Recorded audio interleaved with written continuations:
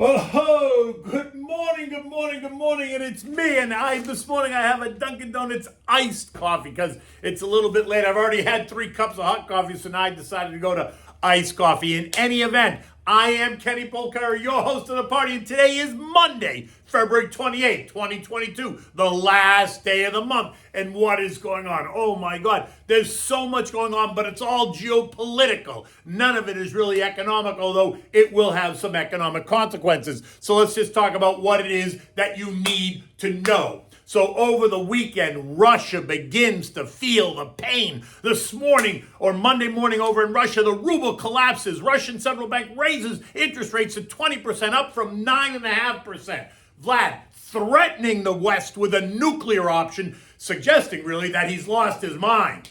Zelensky sends a diplomatic mission to the River Pripyat to meet with the enemy, all while the invasion continues.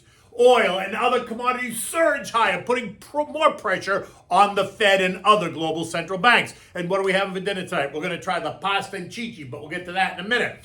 Look, just a quick note. I am off the grid tomorrow and Wednesday. I'll be back on Thursday. There's stuff happening, but not a big deal. I'll be back on Thursday. In any event, U.S. stocks rallied on Friday really strongly to end a very, very dramatic week. Investors seemingly taking it all in stride as buyers went on a shopping spree, finding deals almost everywhere they looked. Eco data was mixed with personal income and personal spending a bit better, while the favorite Fed inflation gauge, the PCE core deflator, rose more than expected, suggesting that the inflation story is far from over, leaving investors to handicap what the next move is by the Fed. By 4 p.m. on Friday, the Dow had gained an 835 whopping points, or 2.5%. The S&P up 95 points, 2.25%. The Nasdaq up 221 points, 1.6%. The Russell added 45 points, 2.25%. And the transports tacked on 380 points, or 2.5%. The 10-year Treasury ended the day yielding 1.96%. Oil curiously backed off to end the day lower at $91.60 a barrel. The commodity complex also ended the day lower by about 2.5% after its 4% spike higher on Thursday when Vlad originally pushed into Ukraine. The VIX, the fear index, plunged by 9%. The action, while positive for stocks, failed to tell the global story. Russia was pushing deeper and deeper into Ukrainian territory, Vlad threatening any country that stood in his way. Joey offered Zelensky, the Ukrainian president, a ride out as Russian forces advanced. Zelensky's response was plain but simple: I need ammunition, not a ride. Women and children fled the country, while any man 18 to 60 years old were required to stay and fight for freedom and for the country. Day turned to night and the weekend was here. Saturday morning, when Vlad realized that Ukraine was not falling as easily as he thought, he ordered his troops to push harder. The world rose up. 87 countries are now standing behind the U.S. and Europe, demanding that he stop in his tracks. Feeling cornered, though, Vlad lashes out, citing the threat of Western sanctions and an aggressive statement by members of NATO. Oh, go figure. He then ordered the Russian defense minister to transfer the Russian army's deterrence forces to a special mode of combat duty. Just to be clear, that is a veiled nuclear threat, suggesting that if he would launch a nuclear attack if anyone dares to use military means to try to stop him in his conquest. In fact, ABC News defined it perfectly. Putin waves a nuclear sword in confrontation with the West, noting that it's been a long time since the threat of nuclear weapons has been brandished by any world leader. But on Saturday, Russian President Vladimir Putin has just done so. The article goes on to say that while the threat may have been empty, it does remind everyone of the potential outcome of a nuclear war, either by accident or miscalculation. Western allies banded together to push back on Vlad. The EU, European Union, now sending fighter jets to Kiev. The EU and Canada blocking Russian aircraft from entering their airspace, joining dozens of other countries that are attempting to do the same to choke Russian access to global aviation routes. The U.S. and Europe freezing Russian assets abroad while also sanctioning a handful of oligarchs. Global leaders cutting access to the SWIFT system. It's a Belgian-based consortium that forms a network of 11,000 banks and financial institutions from more than 200 countries, enabling international payments. It is considered the very backbone of international finance. There are about 42 million messages per day that cover payments, trades, currency exchanges. About 1% of those, or 420,000, involve Russia. The French finance minister calling that move a financial nuclear weapon. When Vlad realized that he faced much stiffer resistance than he bargained for, he offered to hold diplomatic talks in a city called Gomel, a city in Belarus, which borders Ukraine to the north and sits between Russia and Poland. Zelensky would have none of that, saying that he refused to meet in a country that is partnered up with and was being used as a launchpad for the Russian invasion. To add fuel to the fire, Belarusian President Lukashenko reached out to Vlad and told him that he would welcome Russian nuclear weapons in his country, which is not a good development. In any event, even with all of that, Zelensky phoned up the Belarusian President Lukashenko and offered to send a delegation to the river Pripyat, which runs along the Belarus-Ukrainian border, to engage in what was viewed as an exercise in futility. But it is a step. In a quote that is sure to go down in history, Zelensky said this to the world: "I don't really have much faith in the outcome of this meeting, but let's try so that no citizen of Ukraine would think that I, as a president, didn't try to stop the war when there was a chance, no matter how small." Vlad, meanwhile, offered nothing in return, not offering to halt or slow the military offensive while these diplomatic talks were supposedly taking place. By Sunday evening in New York, the temperature around the world was elevated. And this was not because of climate change. When trading began in Asia, stocks came under pressure. But Asian stocks did end the day higher by about 0.4%, all as the eyes were focused on what was happening. Remember, China's been curiously quiet during this whole time. European futures, along with U.S. futures, plunged. U.S. futures plunging by more than 500 points by 6:03 p.m. on Sunday evening. This as we entered the second week of confrontation. Oil jumped more than 5% overnight. West Texas Intermediate now trading at $96 a barrel. Brent crude trading at $101 a barrel. The Bloomberg Commodity Index, the BCOM, rising 3%. European sovereign bonds rallied. U.S. Treasuries also rallied, sending yields down to 1.89%. Gold spiking by 2.6%, nearly $50 an ounce to $19.35 before settling back in at $1,910. Confirming the move into the real safe haven assets. VIX shot up 18%. This morning, the Russian central bank raised interest rates to 20%, up from 9.5%, in an attempt to support the ruble, which plummeted after news of the heavy sanctions spread across the country. The average Russian citizen now drawn into the battle as a run on the banks began and fears of a ruble collapse become reality. Last week you needed 77 rubles to buy $1. This morning, you need more than 100 rubles to buy $1. That's a 30% decrease in the value of the ruble overnight versus the dollar. At 4:30 this morning, news hit the tape that the Ukrainian officials have arrived at the border for ceasefire talks with the Russians.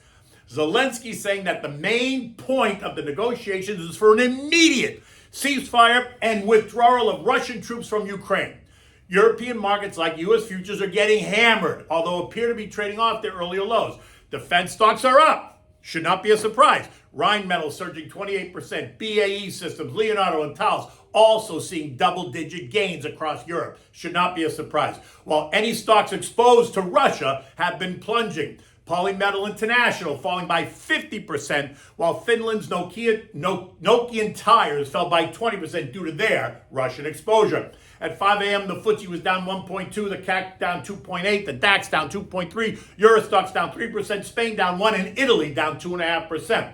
At 5 a.m. this morning, U.S. futures were still down, but off their earlier lows. Dow futures were off 435 points. The S&P's down 66.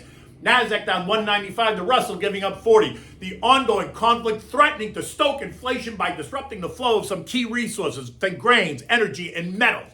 And this is just Another issue for the Fed to have to consider. Investors are now pricing in a 25 basis point move versus what some expected to be a 50 basis point move. The markets are now only pricing in 6 rate hikes versus last week's 8 to 9 rate hikes. In any event, it's all confusing, but do not expect the transition to be smooth at all. Prepare yourself for potholes ahead. Now, while there is U.S. eco data today and all week, none of it's very important at all in light of what else is happening around the world, right? The geopolitical chaos will create this short-term noise. Wednesday does, though, bring us the ADP employment report expectations of plus 375,000 new jobs versus last month's loss of 310,000. Friday brings us non-farm payrolls, expectations of 400,000 new jobs. Unemployment at 3.9%. Average hourly earnings up 5.8% year over year. I would not expect any of it to be a directional drive at all, nor do I think any of it's going to cause the Fed to divert from the plan. I'm just telling you that. Rates are going up. Get ready. Tomorrow evening will be Joey's first State of the Union address. I can't wait to see how they position all of this. And guess what? You don't have to wear a mask anymore. Congress said no more masks. Tuesday and Wednesday, Fed Chair Powell is set to testify on Capitol Hill in what's known as the biannual Humphrey Hawkins testimony, which forces the Fed to formally report to the Senate Banking, Housing, and Urban Affairs Committees, as well as the House Financial Services Committee, on the current state of affairs in the country from their perspective. Tuesday, he'll be in front of the House, and Wednesday he's going to be in front of the Senate, just so you know kind of the schedule. OPEC is set to meet on Wednesday, and by all accounts, they are not expected to increase production based on this crisis. But maybe that changes. We'll see. Maybe the Saudis will come to their senses. So expect oil to continue to advance. Cryptos have not proven to be the safe haven inflation hedge that so many of their supporters have been telling us. Although it is up 2.3% this morning at 38,300, and Ethereum is up 1.4% at 2,600. But those are still well below the highs that we saw late last year. The S&P closed at 4384 on Friday, up 95 points. An amazing performance for sure. Today's action could see us take all that out by mid-morning, or maybe not. What is key is that you recognize we're in this 41.14, 44.60 trading range, right? 41.14 is the low from last Thursday. 44.60 is the 200-day moving average trend line.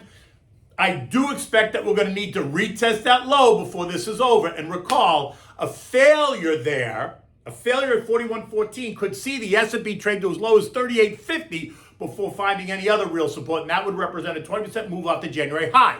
If there's any perceived movement on the Pripyat River, any sense that the discussions are proving to be fruitful, expect markets to move higher both swiftly and aggressively. If they are fruitless, then the move lower becomes more of a reality.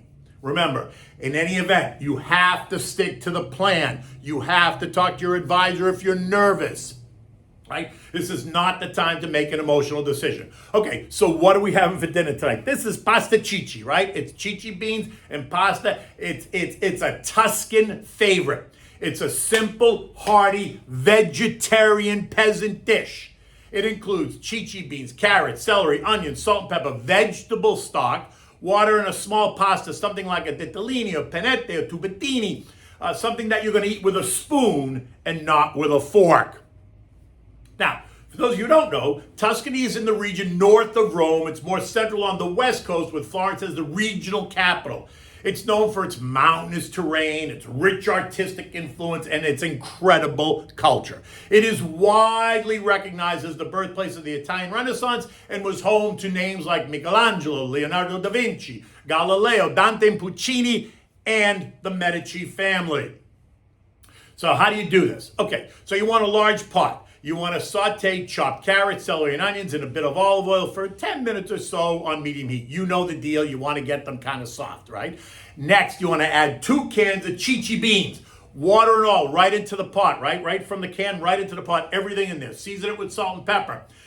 You want to add then enough vegetable stock or water, whatever you're using, to cover the beans and then some, and then let it simmer for about 25 minutes, stirring occasionally along the way. Taste it, season it, make sure it's all right. Now, after about 25 minutes, you're going to take 3 ladles of this mixture and set it aside. You're going to puree the rest of the beans and carrots and celery in the food processor to make like a sauce. You're going to put it all back in the pot. Then you're going to take the unblended beans and everything, put that right back in. On medium-low heat, you're going to add the pasta, like half a box, so the pasta grows to absorb the liquid. So make sure you don't add too much, otherwise you'll suck it all up. You don't want it to be soupy, but yet you want to have enough water that the pasta can cook. So stay close to the stove to stir and make sure it doesn't dry up. If you need to, you can add more vegetable stock. You can add more water just to keep it so it continues to cook. And only add half a box. Remember, you can always, I just said it, you can always add more water to keep it from drying out, right? You want it to be thick and hearty. After about 6 or 7 minutes, you want to taste the pasta for doneness. It should have a thick consistency. Serve it in a bowl and sprinkle it with fresh grated Parmigiana cheese. Remember, it is a peasant dish, so it is meant to fill your belly. There's no need to serve it with anything else other than maybe your favorite white wine. And you know me, I always go for the Pinot Grigio Santa Margherita, but you do what you want. In any event, the day is getting started. The sun is out here in South Florida. It's going to be another beautiful day, maybe 80 degrees or so. And there's lots going on around the world and lots to pay attention to. And like I said, you'll see me again on Thursday morning. Until then, take good care.